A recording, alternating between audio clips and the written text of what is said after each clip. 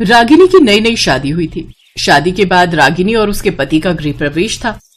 उसकी सास हाथों में पूजा की थाली लेकर दोनों की आरती उतारने लगी। अब तुम दोनों अंदर आओ बेटा।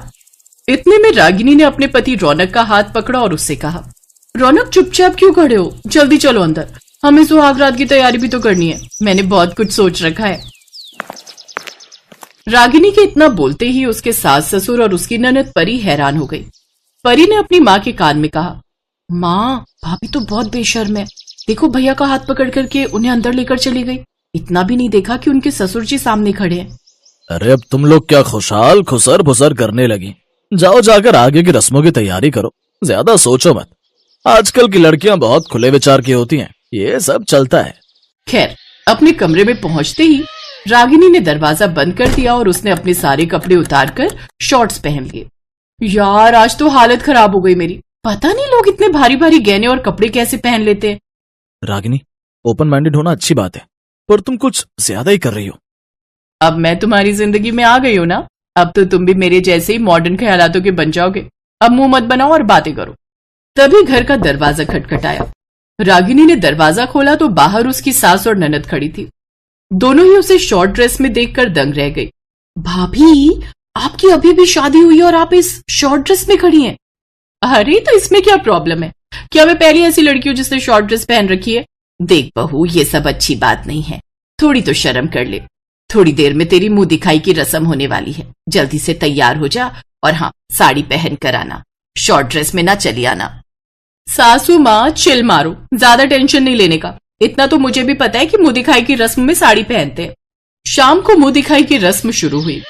क्या बात है बहू, तू तो बिल्कुल हीरोइन जैसी लगती है। आप भी हेमा मालिनी से कम नहीं लग रही हो चाची। लेकिन ये सब करके रागिनी बोर हो रही थी। अगर ऐसे ही चलता रहा तो कई दिनों तक मुंह दिखाई की रस्म चलती रहेगी। मैं ऐसा करती हूँ, गांव में घूंघट निकालकर खड़ी हो जाती हूँ, इससे सारे गांव वाले एक साथ मुझे देख लेंगे, फिर जिसका जो मन हो गिफ्ट दे देना या ना देना। बहू तू पागल हो गई है क्या, इतनी बेशर्मी अच्छी बात नहीं है। इसमें कौन सी बेशर्मी हो गई सासू माँ, जब एक एक करके लोग मुझे देखते हैं उसमें बेशर्मी नहीं है, तो सभी इकट्ठे देख लेंगे उसमें कैसी बेशर्मी हो गई। रागिनी घर से बाहर निकलकर खड़ी हो गई और घूंघट भी हटा दिया। सुनो सुनो सुनो गांव वालों, सुनो, आज मेरी मुंह दिखाई की रस्म है, सब लोग एक साथ मुझे देख लो। भाभी ये कुछ ज्यादा ही हो रहा है। ससुराल वाले उसे रोकते रहे लेकिन वो नहीं मानी। जब पूरे गांव ने उसे देख लिया तो रागिनी अपने घर आ गई और फिर से शॉर्ट्स पहन लिए। ऐसे ही रागिनी अक्सर शॉर्ट ड्रेस में ही रहती थी। सासू माँ, आज मेरी कुछ सहेलियां मुझसे मिलने आ रही हैं, तो मैं उनके साथ शॉपिंग करने जा रही हूँ। इतने छोटे छोटे कपड़े पहनकर तुम शॉपिंग करने जा रही हो, फिर वही पुरानी बातें लेकर बैठ गई आप। इस तरह बेशर्मी से रागिनी वहां से चली गई। ऐसे ही दिन बीतते गए और एक दिन परी की भी शादी तय हो गई। हमारी बेटी को आपका बेटा पसंद है, इसलिए हमारी तरफ से तो हाँ है। हमें भी आपकी बेटी बहुत पसंद है, हमारी तरफ से भी रिश्ता पक्का। तभी वहां पर रागिनी भी आ गई। रागिनी शॉर्ट ड्रेस में थी, जिसे देखकर लड़के वाले हैरान हो गए। समधन जी, आपकी बहू तो बड़ी बेशर्म है, यहाँ पर बड़े बूढ़े बैठे हुए हैं, फिर भी ये छोटे छोटे कपड़े पहनकर आ गई। मेरे बेटे ने अपनी पसंद की लड़की से शादी कर ली, उसी का भुगतान भुगत रहे हम लोग। इसको कितनी बार मना किया है लेकिन फिर भी नहीं मानती, दिन भर छोटे छोटे कपड़े पहनकर घुमा करती है। माँ जी, मैं इतने छोटे कपड़े भी नहीं पहनती कि आप लोगों को खुद पर शर्म आए। क्यों ससुर जी, सही कहा ना? रागिनी हर वक्त ऐसी बेशर्मी के साथ मजाक किया करती थी। खैर कुछ ही दिनों में उसकी ननद परी की शादी हो गई और वो अपने ससुराल चली गई। कुछ महीनों बाद रागिनी ने अपने पति से कहा, जब से परी की शादी हुई है मैं इस घर में अकेली हो गई हूँ। उसके साथ अच्छा टाइम पास हो जाता था, मुझे उसकी बड़ी याद आ रही है, क्या मैं उससे मिलकर आऊं? अरे इसमें भी कोई पूछने की बात है, तुम उसकी भाभी हो, कभी भी मिलने जा सकती हो। अगले दिन रागिनी परी से मिलने उसके ससुराल पहुंच गई। वहां भी उसने शॉर्ट ड्रेस पहन रखी थी। नंदोई जी, आप तो बहुत पतले हो गए हो, लगता है कुछ खाते पीते नहीं हो, कहीं सारा खून हमारी ननद तो नहीं चूस जाती? अरे नहीं, ऐसी कोई बात नहीं है। चलो ना हम तीनों कहीं घूम कर आते हैं, बाहर गोलगप्पे वगैरह खा लिया जाएगा। परी को बहुत गुस्सा आ रहा था लेकिन वो कुछ बोल नहीं रही थी। भाभी, कम से कम मेरी ससुराल में तो ये बेशर्मी आपको नहीं करनी चाहिए थी, यहाँ तो ढंग के कपड़े पहनकर आ जाती। मुझे तेरी याद आ रही थी इसलिए मैं तुझसे मिलने चली आई, और तू है कि वही पुराने गड़े मुर्दे फिर से उखाड़ने लगी। मुझे ताने देना बंद कर, चल चलकर घूम कर आते हैं। आप इन्हीं कपड़ों में चलेंगी घूमने? तो क्या बिना कपड़ों के घूमने चले हम लोग? मैं इतनी भी मॉडर्न नहीं हूं कि बिना कपड़ों के इधर उधर घूमती फिरूं। तभी वहां पर परी के ससुर भी आ गए। उन्होंने जैसे ही रागिनी को शॉर्ट ड्रेस में देखा वैसे ही वो उल्टे पांव वापस चले गए। देखा भाभी, मेरे ससुर जी को आपको देखकर शर्म आ गई, लेकिन आपको खुद पर कभी शर्म नहीं आई।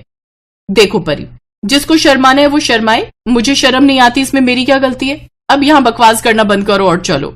रागिनी शॉर्ट ड्रेस में ही अपनी नंदोई और ननद के साथ मार्केट चली गई। वहां पर उन्होंने घूमा, शॉपिंग वगैरह की, फिर वापस आ गए। अगले दिन परी के हस्बैंड के कुछ दोस्त उनसे मिलने आए। यार शादी की बात तो तू बदल ही गया है, पर भाभी के हाथ की चाय बहुत कमाल की है। तुम लोगों को आज मैं परी की भाभी से मिलवाता हूँ। अरे रागिनी भाभी, जरा बाहर आइए, मेरे दोस्त आपसे मिलना चाहते हैं। रागिनी शॉर्ट ड्रेस में ही उनके पास आ गई, लेकिन परी ने देखा कि उसके दोस्तों की नजर सिर्फ रागिनी पर ही टिकी थी। वो लोग उसे गंदी नजर से देख रहे थे। अगर तुम लोगों की बात खत्म हो गई हो तो तुम लोग यहाँ से जाओ, मुझे अपने पति से कुछ काम है। अरे परी, तुमने मुझे बताया नहीं, बोलो क्या काम है? पहले अपने दोस्तों को यहाँ से जाने को कहो, उसके बाद ही मैं बताऊंगी। परी के इतना कहने पर भी उसके दोस्त वहां से हिलने का नाम ही नहीं ले रहे थे और लगातार रागिनी को ही घूरते जा रहे थे। फिर जब रागिनी के नंदोई ने अपने दोस्तों को जाने के लिए कहा, तब वो बड़ी मुश्किल से वहां से, भाभी अब आप भी इस घर से निकल जाइए। माफ कीजिए, मुझे बहुत ही कड़े शब्दों का इस्तेमाल करना पड़ रहा है, लेकिन आपकी वजह से मेरे मायके और ससुराल के आसपास के लोग हमें बेशर्मों का परिवार कहने लगे हैं। आप ससुर जी या मेरे पति के सामने छोटे कपड़े पहनकर कभी उनका हाथ पकड़ लेती हैं तो कभी उनकी गोद में बैठ जाती हैं। इसे हमारे समाज में बेशर्मी कहा जाता है। ये इंडिया है, अमेरिका नहीं। हमारे संस्कार अलग हैं। आज के बाद आप मेरे ससुराल कभी मत आना।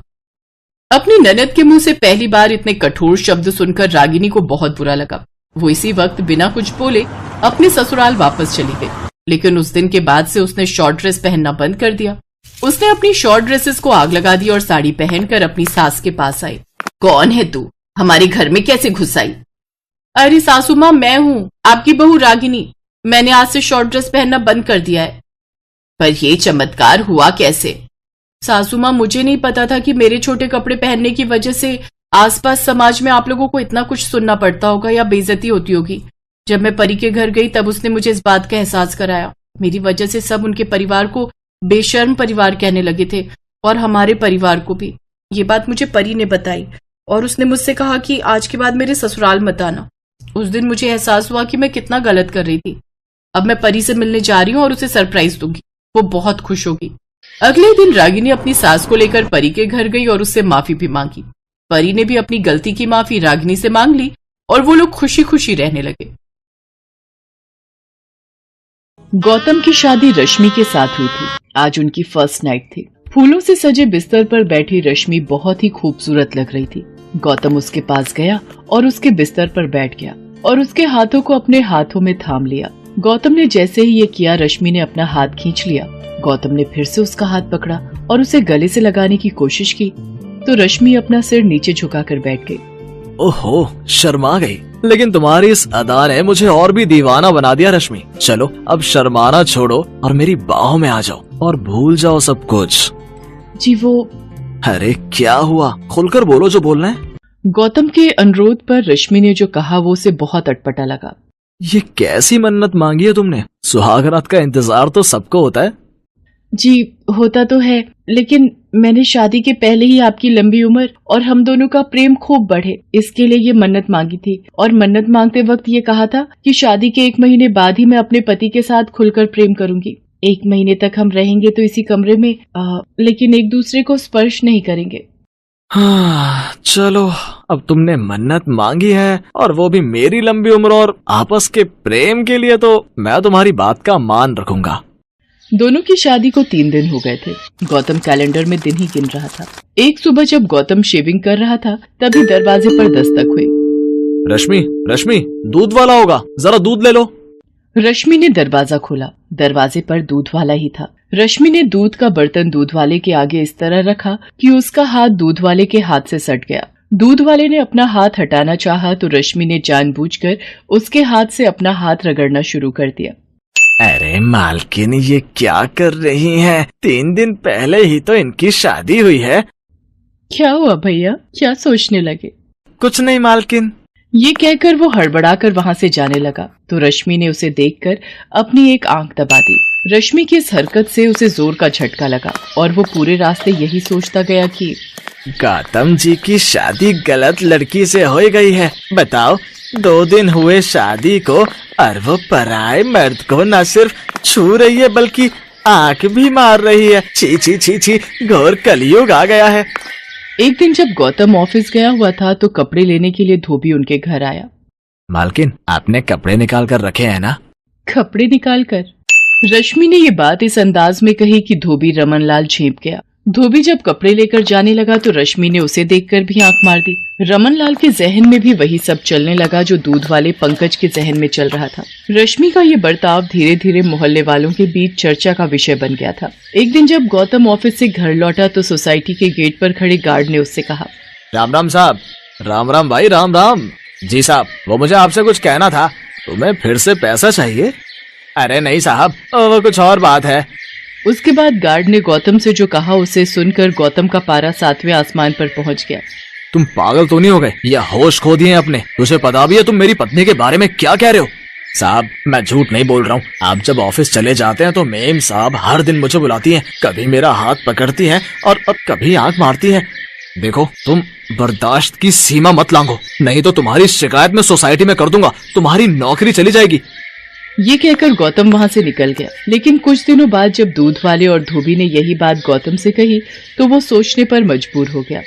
ये सब लोग रश्मि के बारे में ऐसी बातें क्यों कर रहे हैं? मुझे तो कहा कि उसने मन्नत मांगी है, मुझे छूने तक से मना कर दिया और गैर मर्दों को वो आंखें मार रही है। मेरी गैर हाजिरी में उन्हें घर बुला रही है। नहीं नहीं, ऐसा नहीं हो सकता है। लोग झूठ बोल रहे हैं, लेकिन सभी लोग झूठ क्यों बोलेंगे? क्या करूं मैं? रश्मि से बात करूं क्या? नहीं नहीं नहीं नहीं, उसे बुरा लग गया तो गौतम रश्मि से प्यार करता था, इसलिए उसने लोगों की बातों पर कोई ध्यान नहीं दिया। लेकिन एक बात जो उसने महसूस की वो ये थी कि रश्मि किसी से घंटों फोन पर बातें करती रहती है। एक बार जब उसने उससे पूछा कि वो किससे बातें कर रही थी तो उसने कहा, यहाँ पर फोन पर बात करने में भी कोई पाबंदी है क्या? पाबंदी? नहीं तो कोई पाबंदी नहीं है। मैं अपनी दोस्त से बातें कर रही हूँ, शर्मिला नाम है उसका। हम बेस्ट फ्रेंड हैं, लेकिन मेरी शादी हो गई यहाँ दिल्ली में और वो शादी करके दुबई चली गई। अब हमारा मिलना जुलना ज्यादा संभव तो है नहीं, इसलिए हम फोन पर ही बातें करते हैं। आपको यकीन नहीं हो रहा है तो ये लीजिए फोन और मेरी दोस्त से बात करिए। ये कहकर रश्मि ने मोबाइल गौतम की ओर बढ़ा दिया। गौतम ने अपना सिर झुकाकर रश्मि की बात मान ली। वो मन ही मन बहुत दुखी भी हुआ कि उसने अपनी पत्नी पर शक किया। क्या हो गया है मुझे? मैं अपनी पत्नी पर शक कर रहा हूँ, उस पत्नी पर जिस बेचारी ने मेरी लंबी उम्र के लिए मन्नत मांगी है। मैं बहुत ही बुरा आदमी हूँ यार, बहुत बुरा। वो बेचारी अपना सब कुछ छोड़कर मेरे पास आई और मैं उसके साथ ऐसा बर्ताव कर रहा हूँ, शक कर रहा हूँ उस पर। उसने अपनी पत्नी से माफी मांगी। एक रात की बात है, गौतम गहरी नींद में था, तभी रश्मि बिस्तर से उठी और दूसरे कमरे में जाकर फोन पर बातें करने लगी। निरंजन, मैं अपनी हरकतों से पूरी कोशिश कर रही हूँ कि मेरा पति गौतम मुझे छोड़ दे, लेकिन वो तो जोंक की तरह चिपक गया है मुझसे। देखो निरंजन, मैं तुम्हारे बिना जी नहीं सकती। कोई उपाय करो और मुझे इस नरक से निकालो। मुझे नहीं रहना है गौतम के साथ, एक दिन भी नहीं, एक पल भी नहीं। रश्मि को ये बात पता नहीं थी कि उस दिन उसकी सारी बातें गौतम ने सुन ली हैं। जब वो अपनी बात खत्म करके बिस्तर पर पहुंची तो गौतम जगा हुआ था। अरे, आप सोई नहीं है? सो ही तो रहा था रश्मि आज तक, तभी तो मुझे कुछ पता नहीं चल रहा था। ये आप क्या कह रहे हैं? क्या पता नहीं चल रहा था? यही कि मैं तुमसे जोक की तरह चिपक गया हूँ। तुम यहाँ नर्क में रह रही हो। ये सब आप क्या कह रहे हैं? मेरी कुछ समझ में नहीं आ रहा है। रश्मि, अब तो सच बोल दो, ये निरंजन कौन है जिससे तुम आधी रात को बातें कर रही थी? सच सच बोल दो रश्मि, मैं तुम्हें कुछ नहीं कहूँगा। गौतम की बात सुनकर रश्मि रोने लगी और रोते रोते उसने गौतम से कहा, निरंजन और मैं साथ ही पढ़ते थे। हम दोनों एक दूसरे से बहुत प्यार करते थे और शादी भी करना चाहते थे, लेकिन क्या? मैंने ये बात अपने पेरेंट्स को बताई तो वो उखड़ गए और बिरादरी के बाहर शादी करने से साफ साफ मना कर दिया। रश्मि और निरंजन के प्रेम के बारे में जानकर रश्मि को उसके माँ बाप ने घर में ही नजरबंद कर दिया और अपनी बिरादरी में लड़का देखने लगे। फिर जबरदस्ती उसकी शादी गौतम से करा दी गई। शादी के बाद सुहागरात को मैंने तुमसे झूठ बोला था कि मैंने कोई मन्नत मांगी है। मैं चाहती थी कि तुम मुझसे दूर रहो, यही नहीं, मैं ये भी चाहती थी कि तुम मुझे घर से निकाल दो। इसलिए मैं दूध वाले, धोबी और वॉचमैन के साथ वैसी हरकतें करने लगी। रश्मि, तुम्हें मुझसे पहले ही ये सच्चाई बता देनी चाहिए थी। मैं चाहती थी बताना, लेकिन तुम मुझे इतना प्यार करते हो कि मेरी हिम्मत नहीं हुई तुमसे कुछ कहने की। रश्मि, तुम बेफिक्र रहो, मैं निरंजन से तुम्हारी शादी कराऊंगा। रश्मि तो यही चाहती थी, लेकिन अगले दिन रश्मि के साथ एक ऐसा हादसा हुआ कि सब कुछ बदल गया। उस दिन रश्मि निरंजन को फोन करके ये खुशखबरी दे रही थी, तभी उसके घर का झूमर खुलकर उसके ऊपर गिर पड़ा। रश्मि लहूलुहान हो गई। गौतम ने रश्मि की ये हालत देखी तो वो उसे लेकर अस्पताल पहुंचा। आपकी पत्नी को बहुत गहरी चोट आई है, इन्हें तुरंत आईसीयू में एडमिट करना होगा। रश्मि का खून बहुत बह गया था, इसलिए डॉक्टरों को उसे ब्लड चढ़ाना पड़ा। ब्लड गौतम ने ही दिया था। पूरे 1 महीने रश्मि अस्पताल में रही। इस बीच गौतम ने किसी बच्चे की तरह उसका ध्यान रखा, उसे टाइम पर दवा देना, खिलाना पिलाना, जब तक वो सो नहीं जाती उसके सिरहाने बैठे रहना। 1 महीने बाद जब वो पूरी तरह ठीक होकर घर आ गई तो रश्मि, अब तुम पूरी तरह से ठीक हो गई हो, लेकिन तुम थोड़े दिन और आराम कर लो। उसके बाद तुम्हें जब भी निरंजन के पास जाना होगा प्लीज मुझे बोल देना, मैं तुम्हें छोड़ दूंगा। गौतम की बातों को सुनकर रश्मि की आंखें भर आई। गौतम, मुझे छोड़ दोगे किसी गैर मर्द के पास? गैर? निरंजन से तो तुम प्यार करती हो। प्यार करती थी, वो मेरा पास्ट है और तुम मेरा प्रेजेंट हो। 7 फेरे लिए हैं मैंने तुम्हारे साथ। मैं मानती हूँ कि मुझसे गलतियां हुई हैं, लेकिन मैं दावे के साथ कह सकती हूँ कि तुमसे ज्यादा प्यार मुझे कोई नहीं कर सकता गौतम, कोई नहीं। I love you Gautam, I really love you. मेरी गलतियों के लिए मुझे माफ कर दो और मेरे गले लग जाओ। गौतम रश्मि से बहुत प्यार करता था। जो प्यार करते हैं वो दूसरे की गलती को दिल से नहीं लगाते, बल्कि माफ कर देते हैं। गौतम ने रश्मि को माफ कर दिया और दोनों ने नए सिरे से अपना जीवन शुरू किया। हेलो दोस्तों, कैसे हैं आप सब? हमारी कहानियां देखने के लिए हमारे चैनल को सब्सक्राइब कीजिए और हाँ, बेल आइकॉन पर क्लिक करना मत भूलिएगा।